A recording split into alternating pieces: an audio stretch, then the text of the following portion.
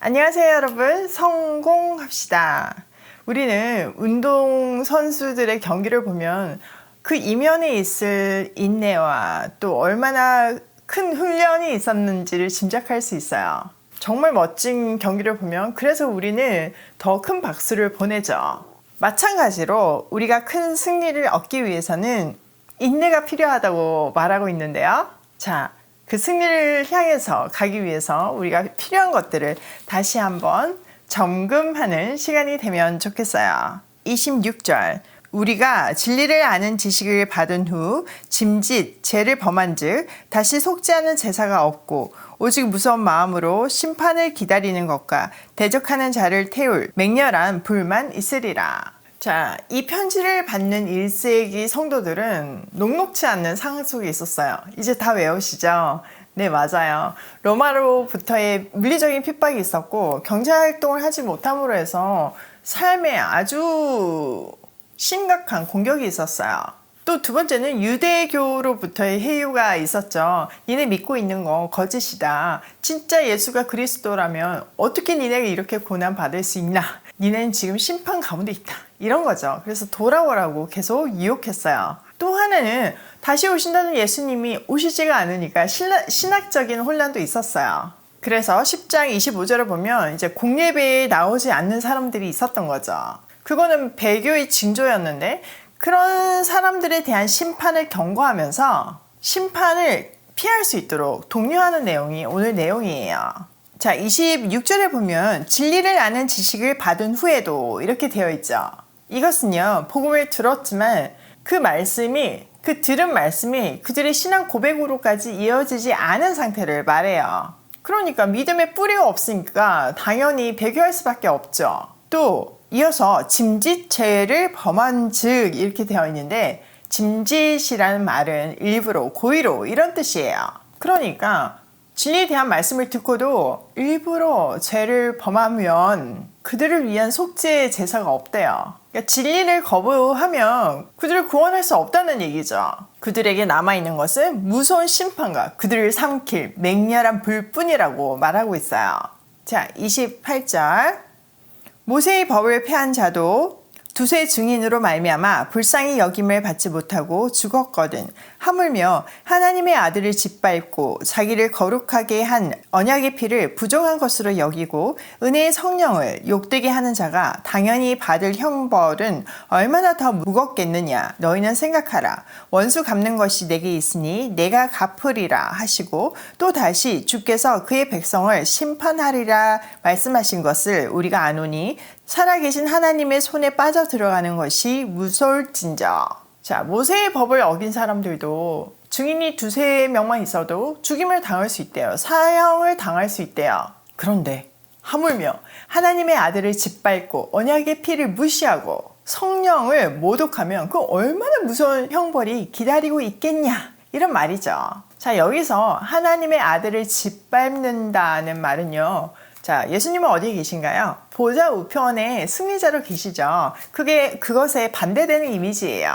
그러니까 예수님이 하나님의 아들인 것을 부정하면서 그런 신앙 고백을 무시하면서 하나님의 뜻을 거역하는 것을 말해요. 그리고 두 번째, 이제 언약의 피를 부정한 것으로 여긴다는 말은 그리스도의 피 제사는 우리를 정결케 하잖아요. 또 이것을 통해서 새 언약이 세워지고 이 언약 안에서 하나님의 뜻이 사람의 마음과 생각에 새겨져요. 그런데 이 수단이 부정하다고 말하는 것은 하나님과 분리되게 하는 그 부정을 다시 살리는 일이죠. 자, 마지막으로 성령은요, 하나님의 은혜가 사람들에게 부어지게 하는 역할을 하세요. 성령을 통해서 구원의 메시지를 깨닫잖아요. 그런데 이 성령을 모독한다는 것은 성령이 주시는 그 은혜를 거부한다는 뜻이에요. 그러니 이 세 가지를 거부하면 살아계신 하나님의 심판에 이를 수밖에 없어요. 이 강력한 경고에 이어서 따스한 격려가 이어지고 있는데요. 이 격려는 사람들을 담대하게 만들어요. 특히나 앞에 경고가 있기 때문에요. 자, 32절. 전날에 너희가 빛을 받은 후에 고난의 큰 싸움을 견디어낸 것을 생각하라.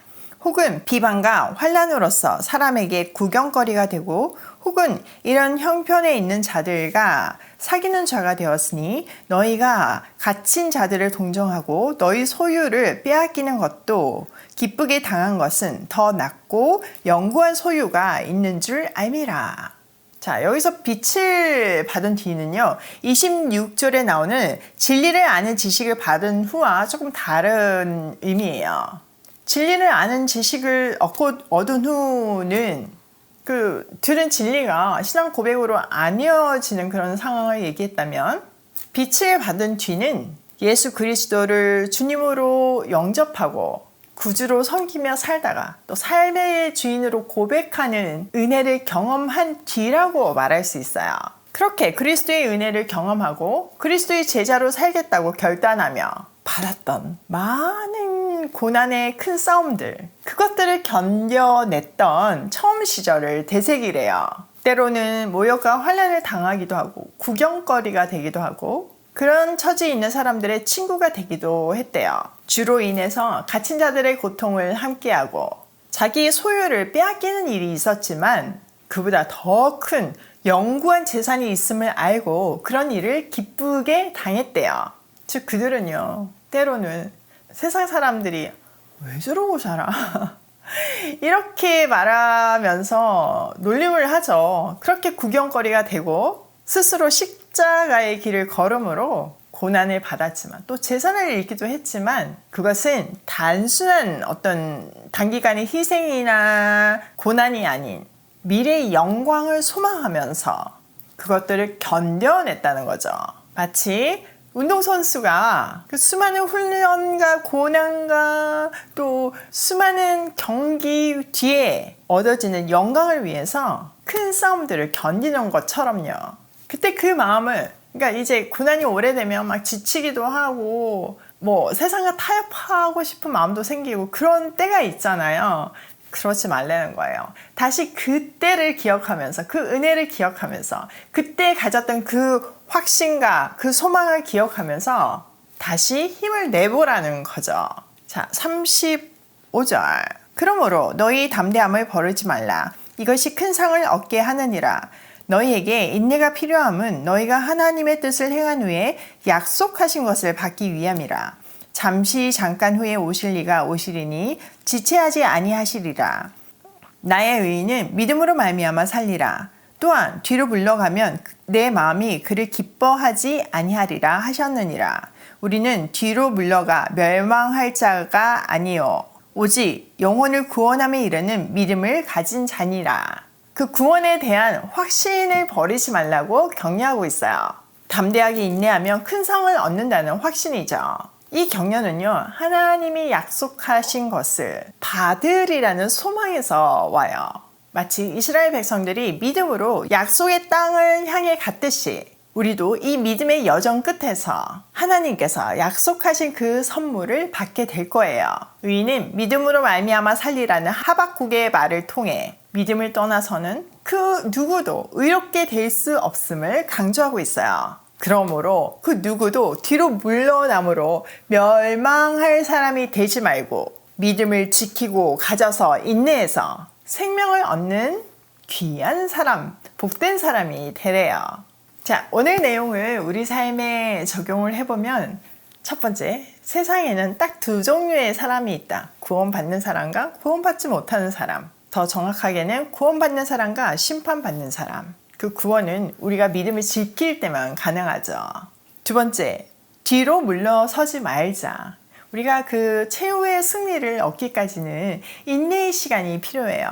여러분, 운동선수 진짜 떠올려보면 너무 쉬운 거잖아요. 그들이 물론 타고난 것도 있지만 노력 없이 그 정상에 선 사람은 단 한 사람도 없어요. 수많은 포기하고 싶은 시간이 있었고 몸이 어스러지는 것 같은 그런 훈련의 시간이 있었고 그것들을 다 인내했기 때문에 그 영광의 순간을 얻을 수 있었던 거죠.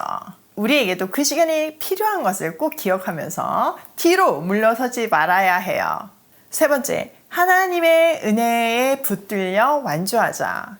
진짜 이거는 우리 힘으로 할 수 있는 게 아니에요. 하나님의 은혜에 붙들려야만 할 수 있는데, 그러기 위해서는 우리가 말씀을 통해서 하나님이 어떤 분이신지, 하나님의 뜻이 무엇인지, 그분이 주시는 구원이 무엇인지를 알아야 하고, 또 매일 엎드려서 그것을 깨닫게 해달라고 간구해야 해요. 저는 요즘요, 참 매 순간이 감격스러워요. 뭐 요즘뿐만 아니라 하나님을 알고 늘 그랬던 것 같아요. 특히나 이런 말씀 앞에서는 저도 인내의 시간이 있었잖아요. 그리고 그 긴 터널을 지나서 새로운 시즌이 열렸잖아요. 그렇기 때문에 더 감격스러워요. 그런데 뭐 이게 아직 완주는 아니에요. 그쵸?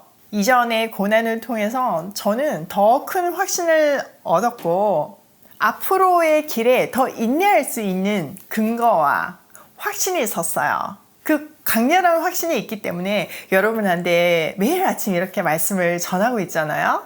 저는 그 과거의 확신과 인내를 통해서 앞으로의 나의 인생이 하나님의 뜻대로 완주되길 소망해요. 또 한편으로는 앞으로의 싸움이 더 치열하기 때문에 하나님께서 저를 그렇게 강하게 훈련시켰던 것 같다는 생각도 해요. 그것을 알고 엎드릴 수 있다는 것이 얼마나 큰 은혜인지 오늘도 가슴 깊이 고백해요. 오늘도 뒤로 물러서지 말고 인내의 시간이 반드시 필요함을 확신하며 나에게 주어질 그 승리의 면류관을 기대하며 고고싱해요.